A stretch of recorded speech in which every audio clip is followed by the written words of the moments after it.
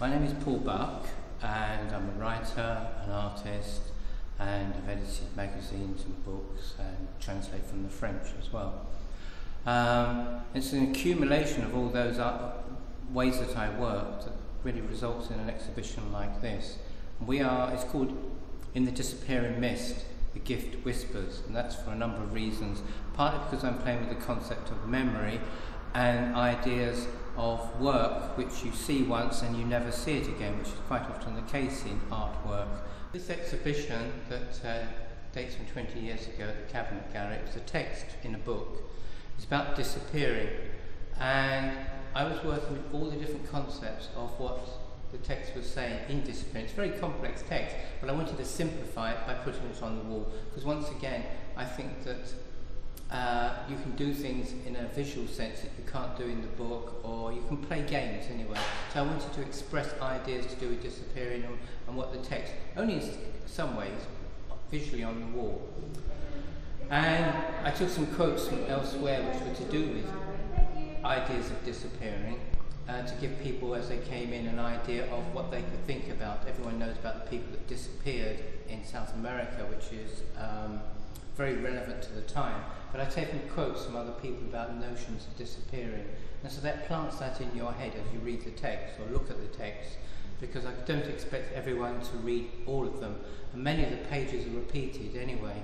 But I play with notions of what you can do with text, how writers also play with text, how they cross bits out and how they change orders. Although I was using a lot of that, I've actually kind of parenthesized it off in a sense, and then I decided to use the white to do with the memory, to do with removals. And I see the walls as pages of a book. And I actually show that on the very first wall by putting a frame at the top to show this is a frame. Don't just see these as walls, see these as parts of pictures of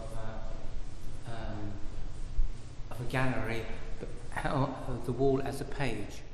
When you walk in, you think, oh, there's the sun. But when you get there and you suddenly read the text on the wall, you realise it's talking about the night. And there's some black on the vitrine there as well. And you realise that is the moon, not the sun. And then you start to see the reflection, because you're trying to read the words that are engraved in the black there, and you suddenly realise it's like when you're outside at night and it's very dark and you're trying to let the moon catch things so you can actually see it and your eyes are straining. I'm doing a similar type of idea there, or in that case there, where I'm blowing a text up so far that it disintegrates. The letter, that's the letter, what is it, letter I, letter L, it's letter T. It's the letter T which is getting bigger and bigger until it disintegrates. But that dates back to 20 years ago, because when we used typewriters, you try to blow it up, the letters disintegrated. You do it with computers now, they're too pure.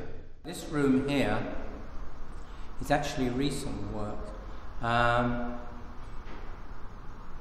play with texts. I play with texts onto the wall, how to work with them, how to get a different meaning out of them. And that is what I'm trying to do here. And it actually progresses all the way round. But at the same time, I'm also very conscious, both as an artist and because I was teaching art in art schools, of what the art practice is about. So you quite often see questions to do with art, such as the framing of art, hanging it on a wall, that I question in the concept of doing my work.